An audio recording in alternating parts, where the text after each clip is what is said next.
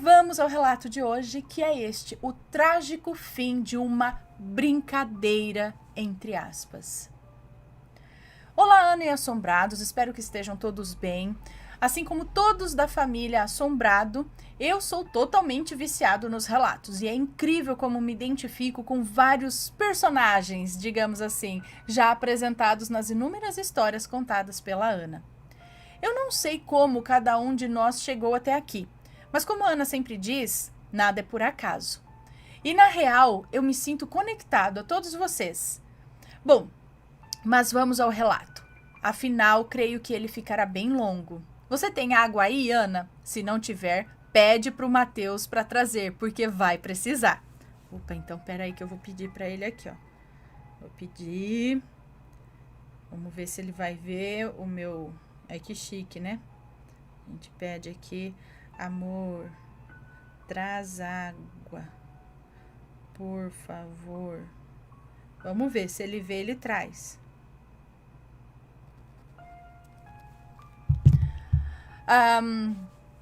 Ok, pedi já. Se vier na taça, lembre-se de segurar direitinho para o Johan não infartar, tá? Tá bom. Brincadeiras à parte, essa é uma tentativa de tornar esse relato mais leve, já que foi o evento mais triste e aterrorizante que já vivenciei até hoje, nesses 30 anos de vida. Como de costume, todos os nomes já estão trocados, pode ler tranquilamente. Essa história começa no início dos anos 90.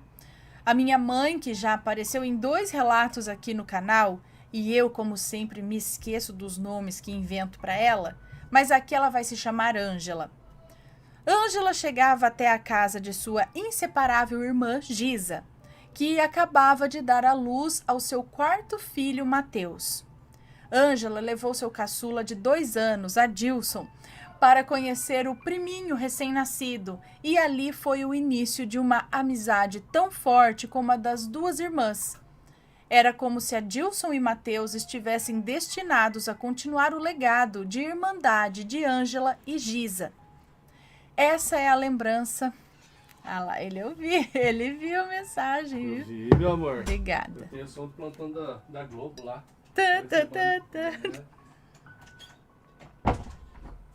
Que belezinha. Não veio na taça, veio na canequinha. Aí, Johan. Tá. Então parecia que eles eram destinados a continuar o legado de irmandade ali da Ângela e da Giza. Essa é a lembrança mais antiga que tenho da minha vida, quando com 2 anos conheci o meu primo irmão, Matheus. Sim, eu sou o Adilson dessa história e lembro com riqueza de detalhes de ver o Matheus na cama, um bebê lindo, branquinho, com cabelos tão loiros que quase chegavam a ser brancos. Além de lindos olhos verdes e bochechas rosadas, um verdadeiro anjinho. Tanto eu como o Matheus éramos as rapinhas de tacho de nossas famílias, ou seja, os caçulas. E acho que isso fez com que fôssemos tão ligados, já que nos entendíamos muito mais entre nós do que com nossos irmãos mais velhos. Eu me sentia muito mais irmão do Matheus do que dos meus irmãos mais velhos, o Newton e a Eveline. O tempo foi passando e fomos crescendo juntos. Infelizmente, Matheus presenciou muita violência doméstica, pois o seu pai era um homem odioso e covarde que espancava minha tia sempre que bebia. E o problema maior era que ele bebia sempre. Houve um dia em que o nosso tio Jorge, que morava em um outro estado, veio nos visitar. E quando soube da violência que a minha tia Giza sofria nas mãos do marido, resolveu aplicar a lei de Talião. E foi olho por olho, dente por dente. Foi uma surra daquelas que dá gosto de ver, sabe? O machão, que era tão valente com a minha tia, apanhou bonito e em praça pública. Meu tio só parou de bater no ser porque eu, muito mole e manteiga, que nem pareço cria dos anos 90, comecei a chorar muito e implorei pro meu tio parar de bater nele. Mas também é uma cena forte para qualquer um, assim, por mais que a gente saiba, né? Quer dizer, para uma criança, né? Eu acho que é mais por isso. Não é porque você era manteiga derretida, não. É porque não é uma cena legal. Seja em quem for. Hoje, se meu tio Jorge é pastor e me agradece muito por ter impedido ele de cometer até uma loucura naquele dia, pois, segundo ele, foi o meu choro que o trouxe de volta à realidade, pois ele estava dominado pelo ódio, completamente fora de si. Aquele corretivo foi muito eficaz. O malandro, que era um verdadeiro gigolô, violento e abusivo, foi embora para o quinto dos infernos, deixando a minha tia Giza com 4 filhos que não sentiram nenhuma falta daquele lixo humano. Porém, apesar de tudo, Giza amava aquele homem. E depois que ele fugiu, ela se entregou ao alcoolismo. Gente do céu, como assim? Querendo ou não, aquele evento foi um divisor de águas que mais parece uma maldição que se abateu sobre a família da minha tia. Bom, o tempo passou e Giza trabalhava pesado para criar os seus filhos. Minha mãe cuidava do Mateus para ela trabalhar e nós ficamos ainda mais unidos. Os filhos mais velhos da minha tia, apesar da pouca idade, já se ajeitavam em fazendas locais onde passaram a trabalhar e a morar. Porém, o vício no álcool era muito forte e um dia a Giza foi trabalhar embriagada e, estando em cima de um trator, não conseguiu se equilibrar e acabou caindo. Onde estou? E acabou caindo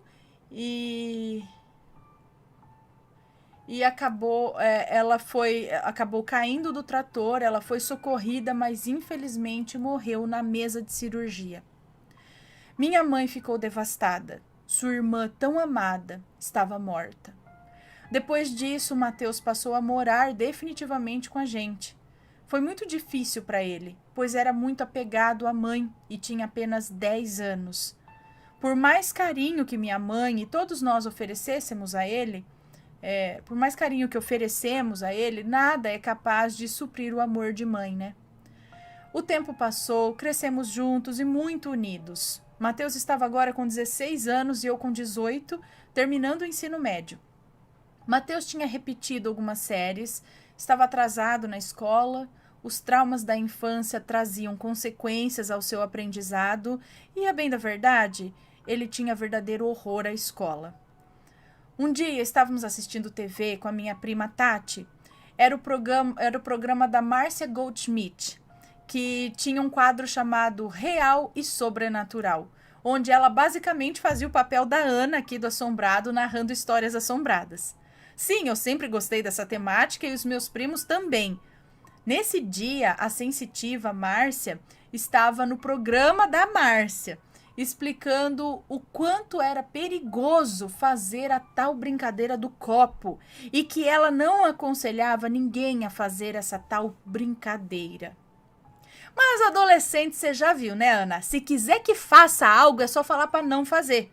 De cara, a Tati e o Mateus ficaram super empolgados em fazer a tal brincadeira. Mas eu, que continuava sendo um mole, não quis participar e fiquei lavando louça enquanto eles faziam a tal brincadeira. Eu era assim também, tá? Eu era curiosa, mas não queria botar a mão. Não sei se vocês fazem aí, deixa eu quieta aí, mas com o pescoço esticado. Eu não vou pôr a mão nisso, mas se vocês quiserem fazer, eu vou dar uma olhada aqui. Mas eu não vou chegar perto. Mas o que tá acontecendo aí? Era mais ou menos assim. Ai, então... eu fiquei lavando louça enquanto eles faziam a tal brincadeira. Ficaram por alguns minutos fazendo zoeira com o copo. Eles mesmos empurravam com seus dedos e riam e gritavam na maior algazarra. Até que se cansaram das gracinhas e foram dar uma volta na pracinha perto de casa. Eu estava ali secando a louça que eu lavei enquanto eles brincavam, quando percebi que haviam deixado o copo na mesa, virado, conforme foi usado na brincadeira. Nesse momento eu senti um calafrio, uma sensação de perigo, de ameaça iminente, que me fez tremer e me arrepiar. Eu não sei bem o motivo, mas eu fixei meu olhar sobre aquele copo E depois de uns 10 segundos, o encarando, o copo se moveu uns 15 centímetros e eu quase tive uma parada cardíaca. Mas por incrível que pareça, eu não levei aquilo para o lado sobrenatural. Eu fiquei me achando o Jean Grey dos X-Men, pois para mim eu é que tinha movido aquele copo com o poder de minha mente. Mal sabia eu que aquilo era o início de eventos macabros que levariam essa história a um desfecho trágico. Eu não comentei nada sobre o episódio do copo com ninguém, pois sabia que ninguém ia acreditar e eu odeio quando colocam a minha honestidade em dúvida, odeio mentira e ser taxado de mentiroso. Para mim é uma grande ofensa. Bom, com o passar dos dias, tanto Matheus quanto Tati começaram a mudar os seus comportamentos e suas personalidades. Apesar de Tati não ter crescido junto conosco, durante a adolescência nós ficamos muito próximos também. Formávamos um trio de primos que colecionavam muitas histórias, muita cumplicidade.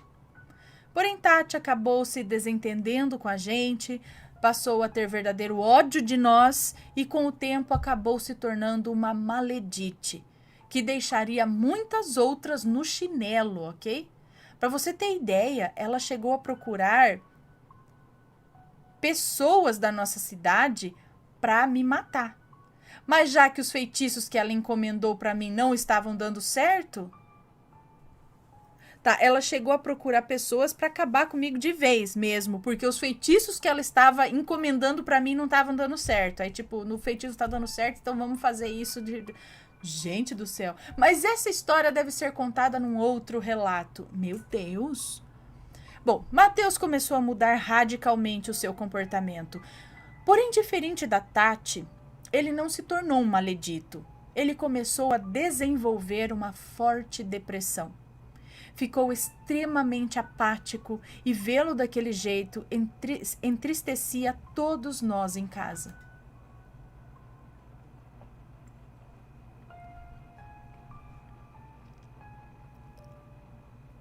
Matheus começou a relatar que via um homem de chapéu e capa preta. E isso pra mim soava muito clichê de filmes e histórias de terror, né? Era tipo o cadeirudo da novela Indomada, que por acaso a gente morria de medo. Ninguém levava a sério as visões do Matheus, que passou a ser ameaçado por essa entidade. Por vezes eu acordava à noite e via Matheus andando pela casa, segundo ele, cumprindo ordens do tal homem de capa preta. Meu tio Jorge, que a essa altura já era pastor, se negava a acreditar na existência de espíritos. Porém, ele, abrindo mão de suas crenças, teve que admitir que havia sim uma entidade acompanhando Matheus. Pois ele mesmo havia visto um homem com capa e chapéu pretos, seguindo meu primo, quando o mesmo saiu do banheiro e adentrou seu quarto. Eu comecei a buscar respostas. Eu pegava vários livros sobre espiritismo na biblioteca pública e os devorava. Enquanto isso, vários fenômenos poltergeist aconteciam na minha casa. Houve um dia em que estávamos só eu e o Matheus em casa. A maioria dos eventos aconteciam quando estávamos só nós dois em casa. Estávamos preparando o nosso almoço quando, do nada, o aparelho de som da minha casa ligou sozinho e começou a tocar os CDs num volume ensurdecedor. Só aquilo já foi suficiente para ficarmos apavorados, mas reunimos coragem e fomos juntos até a sala e desligamos o som. E para não haver chances daquilo acontecer de novo, nós tiramos o conector da tomada. Matheus já estava chorando muito porque quando ele não via, ele sentia a presença daquela entidade e, segundo ele, ela estava ali. Ele foi ficando muito apavorado, eu também estava, mas ele via e sentia o que eu não era capaz de sentir. Ele se ajoelhou no chão, enfiou a cara no sofá, cobrindo o rosto com as almofadas, pois, segundo ele, o homem de capa preta iria aparecer para nós dois. Ana, eu comecei a perceber uma espécie de fumaça saindo do meu primo. E como se aquilo não fosse suficientemente assustador, aquela fumaça começou que era branca. No início ela era branca e começou a escurecer e foi tomando uma forma. Bastou eu ver a silhueta do que se formava que eu já sabia do que se tratava, né? Era ele, o homem da capa preta se materializando ali, no meio da sala de casa. Eu ajoelhei junto dele, fiquei na mesma posição que ele, cobrindo o rosto com as almofadas do sofá, já que perna para correr dali nenhum de nós tinha mais, né? Eu gritei pro meu primo: reza, Mateus, reza o credo, reza o Pai Nosso. Mas sempre que o Mateus tentava rezar, a língua dele enrolava e só saíam sons desconexos de sua boca, de modo que eu rezei sozinho. Mas parece que foi pior. Começamos a ouvir gargalhadas sinistras ao pé do nosso ouvido e por toda a casa. A sensação é que, a qualquer momento, aquele espírito ia nos atacar fisicamente, mas nós permanecíamos ali, parados, na mesma posição, chorando e rezando. Foi quando todas as caixas que acumulávamos em cima dos guarda-roupas da casa começaram a despencar no chão e ouvimos palmas batendo forte por todos os cômodos e também bem perto de nós. A gota d'água foi quando o som que havíamos tirado da tomada ligou de novo, no volume máximo, mesmo estando desconectado da energia. Pronto. Reuni todas as forças que eu tinha, me levantei, peguei meu primo pelo braço e saí arrastando ele até sairmos daquela casa. Naquele dia nós ficamos do lado de fora, até os meus pais chegarem. E por mais grave que fosse aquela situação, os meus pais pareciam hipnotizados. Não esboçavam nenhuma surpresa ou preocupação. Tipo aquelas pessoas que nada mais abala essas pessoas, sabe? Eles se preocupavam com a depressão do Mateus, mas não com os fenômenos sobrenaturais que aconteciam na casa. Mateus se afundava cada vez mais nessa depressão. O psiquiatra queria interná-lo, porém minha mãe não tinha a guarda legal dele. Quando minha tia morreu, ele passou a morar com a gente, mas nunca pensamos em adotá-lo legalmente, simplesmente por não achar que fosse necessário. Estávamos aguardando a chegada do irmão mais velho que morava em nossa cidade natal para poder assinar a internação do Mateus, que a essa altura já tinha tentado contra a própria vida umas 3 vezes. Eu continuei estudando o espiritismo por meio de livros. Eu não fazia ideia de onde havia um centro espírita na minha cidade, mas eu já me sentia assim o próprio Chico Xavier. E cometi um erro grave. Desesperado com aquela situação do Mateus, que estava na UPA por ter tentado contra a própria vida, porém ele já estava fora de perigo e tal, eu, chorando, gritei na minha casa: você está fazendo isso com o Mateus porque ele não tem o conhecimento que eu agora tenho. Deixe ele em paz, sua briga agora é comigo. Oh, ignorância e soberba, misturadas à revolta pela situação do Mateus, me fizeram desafiar aquele espírito e acabei virando um alvo de suas ações. Lembro que acordei tarde da noite, eu estava sozinho em casa. Meu pai estava trabalhando e minha mãe no hospital com o Mateus. Liguei a TV e me deparei com a notícia de que Michael Jackson havia morrido. Como estive incomunicável o dia todo, só fui saber no jornal à noite, se não me engano. Fiquei muito triste, pois era fã dele, e resolvi colocar o CD dele para tocar enquanto eu ajeitava algo para comer.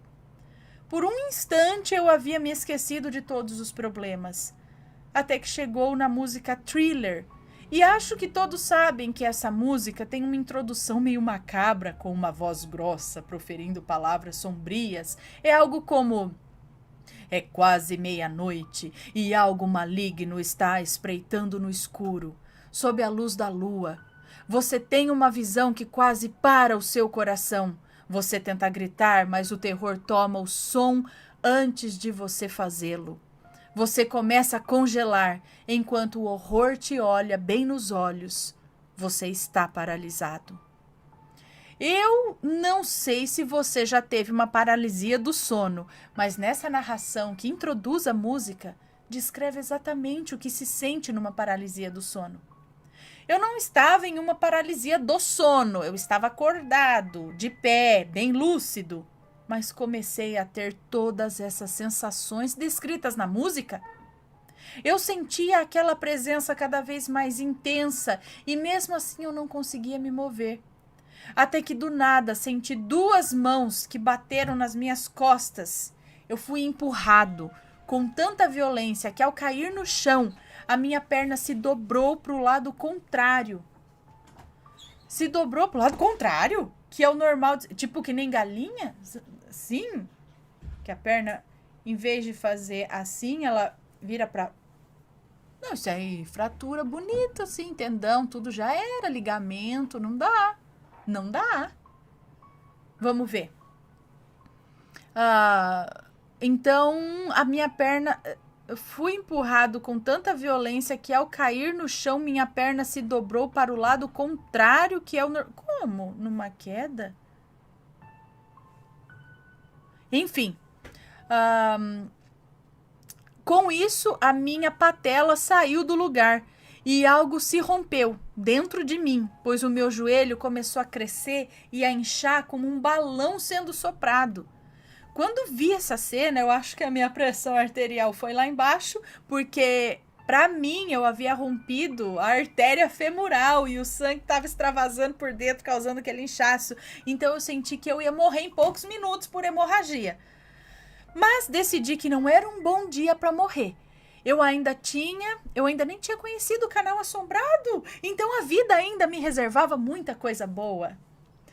Reuni minhas forças restantes, mordi a gola da camisa com muita força e instintivamente, ou quem sabe inspirado por espíritos de luz, eu voltei a minha perna na posição correta, o que fez com que eu sentisse mais uma dor ainda mais terrível que me levou aí sim a perder os sentidos. Quando acordei, eu estava numa ambulância do Corpo de Bombeiros. Não sabia como havia chegado ali, mas isso era o de menos naquele momento. Tive que passar por cirurgia. A artéria não tinha se rompido, como eu imaginei, mas o tendão sim. Algo que me levaria a meses de fisioterapia e muita dor. Quando voltei da cirurgia, os meus pais estavam me aguardando no quarto, ansiosos em me ver e também para tirarem uma dúvida. Segundo eles, ao questionarem os bombeiros sobre as condições em que me encontraram, eles disseram que receberam um telefonema da minha casa. O número registrado na chamada era o da minha casa. A pessoa que ligou para os bombeiros deu o meu nome e disse o que havia ocorrido e que devido à lesão da perna eu não conseguiria abrir o portão para eles, de modo que deveriam pular o muro. Mas ao chegarem na minha casa, tanto o portão quanto a porta da sala estavam abertos e eu desmaiado no chão. Eu disse que eu não liguei para os bombeiros, pois eu caí longe do telefone. A única coisa que lembro de pensar antes de desmaiar era em gritar por ajuda, porém ninguém ouviria, já que o som estava ligado no volume máximo e não tínhamos nenhum vizinho próximo. Era só mercado e padaria que já estavam fechados. Fiquei muito curioso e fui até o Corpo de Bombeiros investigar. Perguntei se havia alguma gravação da chamada e eles tinham. Pedi para ouvir e a surpresa veio ao ouvir a minha própria voz naquela chamada. Eles disseram que talvez eu tenha apagado essa parte do ocorrido da minha memória, mas eu tenho certeza que no estado em que eu estava, não havia como eu ter chegado ao telefone. Quando eu senti que estava desmaiando, sabe? Para mim, eu estava morrendo, já que nunca tinha desmaiado antes. Mas a essa altura, eu já me senti esgotado e farto do sobrenatural. Eu estava aceitando qualquer explicação que fosse de encontro aos padrões da naturalidade. Tanto que falei a todos que eu caí de maduro, omitindo o fato de ter sido empurrado por alguém que meus olhos não eram capazes de enxergar. Mateus voltou para casa e parecia estar mais tranquilo. Eu saí para ir ao PSF, pegar material de curativo para cuidar dos pontos da cirurgia. Estava andando de muletas e corri o risco de ficar manco daquela perna para sempre, Mas isso era o de menos. Ruim eram as dores que eu sentia ao menor movimento de flexão do joelho, que mesmo ele estando imobilizado. Me entregaram todo o material necessário, mas a enfermeira, Jovanka, disse que precisava falar comigo e me convidou a entrar no consultório. Pensei que ela faria alguma orientação sobre o curativo e tal, mas na verdade ela queria me orientar sobre outra coisa. A enfermeira perguntou se eu sabia quem havia me empurrado e eu, meio sem graça, disse que ninguém me empurrou, eu havia caído sozinho. Mas ela, séria, retrucou: você sabe que não caiu sozinho, né, meu filho? Então eu respondi: sim, eu caí sozinho. Por acaso você desconfia que eu esteja sofrendo algum tipo de violência doméstica e estou tentando ocultar? Ela sorriu e disse: não, eu não desconfio. Eu tenho certeza. Mas não foi um tipo comum de violência. Quem te agrediu não pertence a este plano e pode fazer coisas muito piores. Por isso, que tal você me contar o que de fato aconteceu? Você fez algum tipo de evocação? Algo que tenha despertado a fúria de algum espírito? Eu não perdi tempo em questionar como ela poderia saber daquelas coisas. Como eu disse, o sobrenatural já estava virando natural na minha vida. Então eu narrei tudo o que havia acontecido, desde a brincadeira do copo, dos meus primos, até o dia em que desafiei aquela entidade por me achar o espírita fodão que nunca tinha pisado num centro. Pacientemente, ela me explicou que aquele espírito estava atrás de mim quando eu cheguei ao PSF. Mas que devido a barreiras que ela projeta no local, ele não conseguiu entrar, mas que ela ouviu, dando suas já tão famosas características, né? Ela disse que eu precisava ir a um centro com urgência e me convidou para ir no que ela trabalhava. Na terça-feira, 7 da noite, lá estava eu. Que lugar maravilhoso! Que ambiente reconfortante! Eu nunca havia me sentido tão em paz. Parece que todo o peso que eu carregava simplesmente se dissipou assim que eu adentrei aquele lugar. Eu até chamei o Mateus para ir, mas ele não quis e eu não insisti. Ele estava bem há alguns dias e eu não quis forçar nada para não tirá-lo daquele estado que há muito tempo eu não o via. Porém, instintivamente, eu levei uma camisa dele escondido. Algo me dizia que isso ajudaria.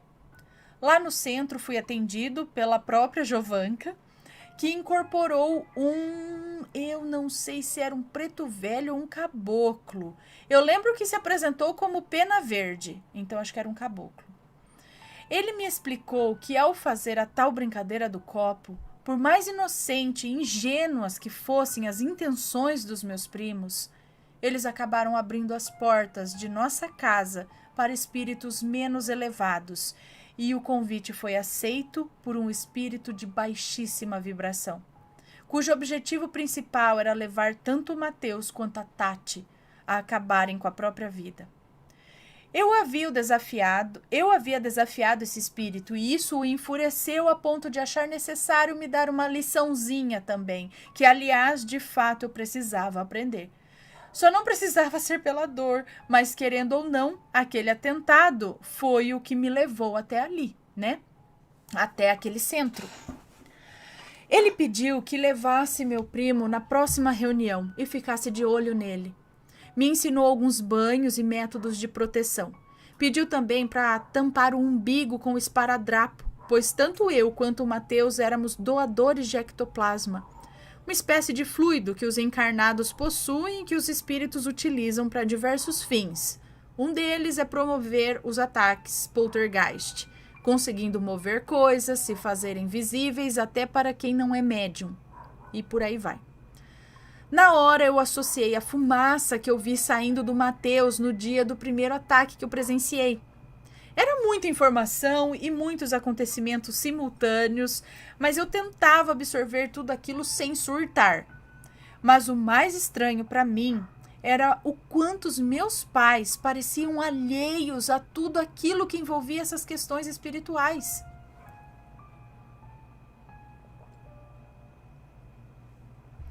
Parecia que aquela guerra era só minha, e isso me deixava muito frustrado e até um pouco revoltado. Meus pais pareciam estar sob um tipo de encantamento ou hipnose. Provavelmente, se vissem os móveis da casa voando, ficariam indiferentes. Quando lembro disso, eu fico intrigado, pois até hoje eu não encontrei uma resposta para esse comportamento deles que nunca foram céticos. Bom, chegou a semana do saco cheio e Mateus estava estranhamente bem. Parecia que finalmente tinha voltado a ser como era antes. Carregava nos olhos um semblante de paz e nos lábios um sorriso radiante. Eu não entendi a mudança tão repentina, mas aceitei e agradeci. Ele resolveu que ia até a nossa cidade natal para visitar os seus irmãos biológicos, pois estava com saudades. Como eu ainda estava com a perna ferrada, eu não pude acompanhá-lo, mas de fato achei que ele precisava desse encontro com seus irmãos e que fosse um momento só deles. Tudo ia bem até que no dia 6 de outubro de 2010, Mateus me ligou e disse que achava que a depressão estava voltando, pois estava se sentindo triste, melancólico. Eu disse que essa melancolia era normal, pois sempre que vou à nossa cidade natal, eu também me sinto assim, devido a lembranças da nossa infância, dos nossos avós, da tia Giza. Disse para ele que a depressão não sumia da noite para o dia e que dias ruins todo mundo tem, mas que ele ficasse calmo, pois eu iria para lá no dia seguinte e nós iríamos rever os nossos amigos, dar uns rolês e tudo ia ficar bem. Ele me agradeceu e disse que mesmo sabendo que seria um sacrifício para eu fazer essa viagem, ele não ia dispensar não, pois estava com muita saudade. Disse que ao rever os seus irmãos biológicos, ele se sentiu feliz, mas percebeu também que era muito diferente deles. Os amava muito, mas que me amava muito mais e que isso às vezes o fazia se sentir culpado e em dívida com os irmãos biológicos. Mas ressaltou que eu era merecedor de todo o amor que ele sentia, pois sempre fui seu irmão, sempre cuidei dele, dividi com ele as melhores lembranças de sua vida. Estive ao seu lado desde aquele dia em que o vi pela primeira vez tão pequeno e frágil naquela cama. A verdade é que naquele dia eu soube que de alguma forma estávamos ligados para sempre. Ao desligar o telefone, eu revi toda a nossa saga juntos, me emocionei com o quão bonita era a nossa história, nossa fraternidade e comecei a fazer as malas, super empolgado em saber que eu ia rever o meu irmãozinho querido. Como eu não podia dirigir por causa da perna, o meu irmão Newton me levou e logo de manhã partimos para esse lugar. Não sei se é fictício ou não, mas enfim. Chegamos por volta das 11h30 da manhã e assim que fomos nos aproximando da casa da minha tia, Elisa, o meu coração gelou, pois ela estava claramente desesperada, chorando e falando ao telefone. Eu não tinha pernas para sair do carro, era óbvio que algo muito grave tinha acontecido. Ao nos ver, ela correu até o carro e aos prantos disse: "Meu Deus, o Mateus tentou contra a vida dele. Me ligaram dizendo que algumas amigas o levaram ao hospital e eu estava chamando agora um táxi, mas já que chegaram, vamos para lá agora." Desse momento em diante, parece que tudo começou a desacelerar. As lembranças que tenho são todas em câmera lenta. Enquanto nos dirigíamos para o hospital, passamos por tantos lugares daquela cidade que estavam carregados de ternas lembranças. A igreja onde fizemos a primeira comunhão, a escola que estudávamos juntos, o ginásio onde ele não chegou a estudar, mas que saía mais cedo da escola dele para ir até lá, até o ginásio atrás de mim e voltarmos juntos para casa. A Praça da Matriz, onde brincávamos de Digimon, Power Rangers, Dragon Ball. Ah, como a nossa infância foi feliz. Quando chegamos ao hospital, o enfermeiro Eduardo, conhecido de todos nós, veio ao nosso encontro. Pela cara dele e dos amigos que aguardavam na porta do hospital, eu já imaginava que as notícias não eram boas. Só lembro dele enfatizando: lutamos muito para salvá-lo e ele também para sobreviver. Ele teve 3 paradas cardíacas. Conseguimos trazê-lo de volta 3 vezes, e em uma dessas vezes ele segurou a minha mão, olhou nos meus olhos, e mesmo sem conseguir falar eu entendi que ele implorava para que nós o salvássemos. Mas infelizmente houve uma 4ª parada que não conseguimos reverter. Ana, eu nunca serei capaz de explicar em palavras tudo o que eu senti naquela hora, tudo o que eu passei naquele dia. Era como se nada mais fizesse sentido. A vida sem meu irmãozinho não tinha o menor sentido. Eu me imaginei nos momentos importantes que viriam no futuro, vestibular no fim do ano, formatura em 4 anos. Quem sabe um casamento num futuro mais distante? Como seriam todos esses momentos sem o meu irmão? A vida com certeza nunca mais seria a mesma. Eu nunca mais conseguiria ser plenamente feliz, pois a saudade nunca me abandonaria. Quem já perdeu alguém próximo sabe que são esses os pensamentos que nos passam na cabeça. Não vou me alongar nos detalhes do meu luto, porque o relato está muito maior do que eu imaginei que ficaria. Peço desculpas por um texto tão grande, mas esse relato não é um simples relato, trata-se de uma homenagem ao meu brother, alguém cuja história merecia ser contada. Fechando alguns pontos, não citei a forma como isso aconteceu. Tá. Ok, não há necessidade. Como podem perceber, eu usei como nomes fictícios os nomes do Matheus e de alguns membros do canal que sempre interagem nos relatos ao vivo. Essa é minha homenagem a vocês também. Espero que ninguém se ofenda. Hoje eu sou espírita praticante, o que já me proporcionou várias experiências que tenho compartilhado aqui no canal. A Cidade Tal é uma homenagem ao programa que mais gostávamos na infância. Então é um nome fictício, não sei, eu nunca... Bambuluá, a cidade de Bambuluá, é a cidade natal deles que ele falou. Mas eu não sei que programa é esse, ou até sei, não me lembro, enfim. Exatamente tudo que contei aqui é verdade. Noto que algumas pessoas pensam que os meus relatos são ficção ou fanfics, pelo modo que escrevo. Mas qual seria o objetivo de inventar uma história dessas, se nem meu nome vocês vão saber? Nunca recebi uma psicografia do Matheus, porém tive notícias através do meu avô, já desencarnado, que ele se encontra em tratamento, numa colônia, em que a sua mãe e os meus avós residem. Ele ainda precisa de muita oração e boas vibrações, que humildemente peço a vocês que ouvem esse relato que o façam. O espírito obsessor que levou meu irmão a essa situação foi encaminhado ao centro espírita. Lá ele foi doutrinado e pôde se arrepender de todo o mal que causou. Ele também está em tratamento no astral. Minha prima Tati se transformou em uma demodite, como já citei anteriormente. Completamente louca, obcecada e infeliz. Desculpe por usar o seu nome, Tati. Você é o oposto do que ela é. Matheus e eu fomos irmãos biológicos em nossa última encarnação. Desencarnamos jovens, infelizmente. E infelizmente ele tira a própria vida recorrentemente, existe essa palavra? É recorrente essa situação nas vidas passadas dele.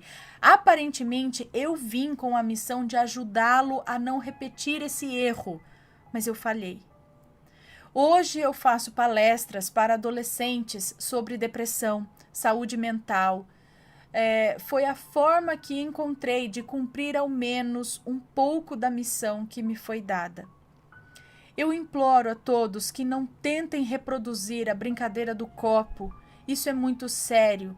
Nenhum espírito com boas intenções topará fazer parte disso. O que não falta são relatos que provam que essa brincadeira, entre aspas, nunca termina bem. No mais, peço que cuidem bem das pessoas que vocês amam e amem sem ressalvas. Não deixem de declarar o seu amor aos seus familiares.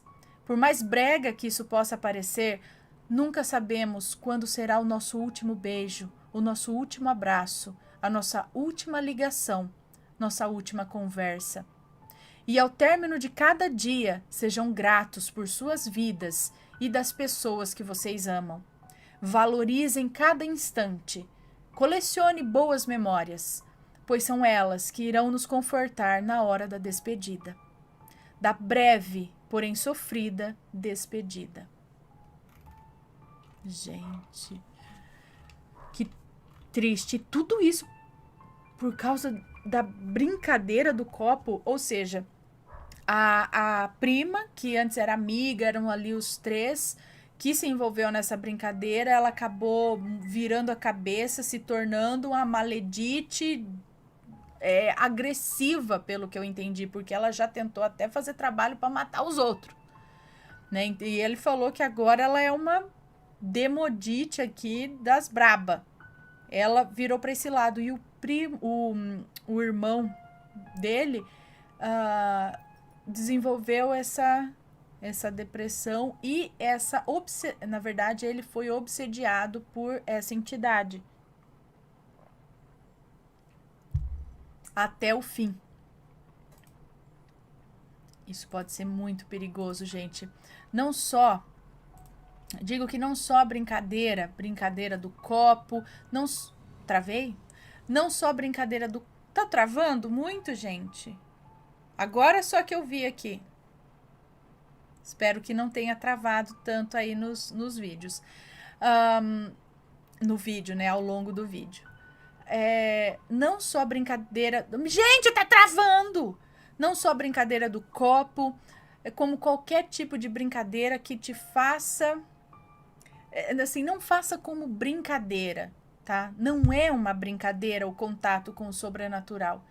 Eu digo que existe gente que faz, que sabe, às vezes, o que tá fazendo, estudou, sabe com o que tá lidando, sabe mandar embora, entendeu? É maduro para fazer isso e não faz como brincadeira. Agora, molecada que cata para achar que isso daí é brincadeira ou faz porque não acredita, pra mim tá travando. Ai, meu Deus, espero que não tenha travado durante o relato.